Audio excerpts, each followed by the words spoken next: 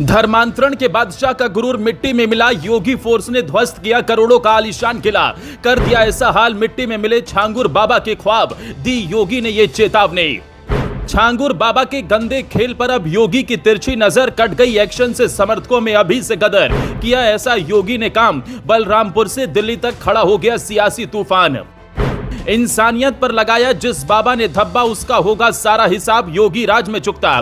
कैसे खड़ा किया छांगुर बाबा ने अपना अवैध साम्राज्य, इस वीडियो में जानिए एक एक बात। वो कहते हैं ना, जो गरजते हैं वो बरसते नहीं हैं, लेकिन योगी गरजते भी हैं और बरसते भी हैं, जिसकी झलक बलरामपुर में साफ देखने को मिली है, जहां योगी ने न सिर्फ छांगुर बाबा की सारी हेकड़ी निकाली, बल्कि ऐसा हाल कर दिया जिसने समर्थकों की रातों की नींद उड़ा दी है। छांगुर बाबा ने सपने में भी नहीं सोचा होगा, उससे भी बड़ा झटका योगी सरकार ने दिया है। योगी ने न सिर्फ अवैध साम्राज्य पर बुलडोजर चलवाया, बल्कि करोड़ों की काली संपत्ति को भी मिट्टी में मिला दिया, जिसके बाद एक और योगी के एक्शन का गुणगान हो रहा है, तो वहीं छांगुर बाबा के समर्थकों की हालत पस्त हो गई है, जिसमें एक के ऊपर तो योगी फोर्स पर एक्शन लेने की तैयारी हो गई है, जिसके बारे में आगे आपको बताते हैं। लेकिन उससे पहले आपको बता दें, बाबा छांगुर का किला अब ढह चुका है। 100 करोड़ की प्रॉपर्टी, 40 विदेशी दौरे, दर्जनों अकाउंट और एक कथित धर्मगुरु की आड़ में चलती गुप्त गतिविधियां सब अब कानून की जद में हैं। इस बीच योगी ने एक बड़ा मैसेज भी छांगुर बाबा और उनके समर्थकों को दिया है।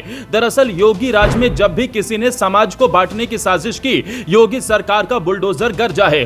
अब उसी बुलडोजर की जद में छांगुर बाबा आ चुके हैं, जिसने धर्मांतरण को अपना धंधा बना लिया था। लड़कियों को फंसाने, बहलाने और धर्मांतरण की साजिश का पर्दाफाश जैसे ही हुआ, पूरा प्रदेश सन्न रह गया।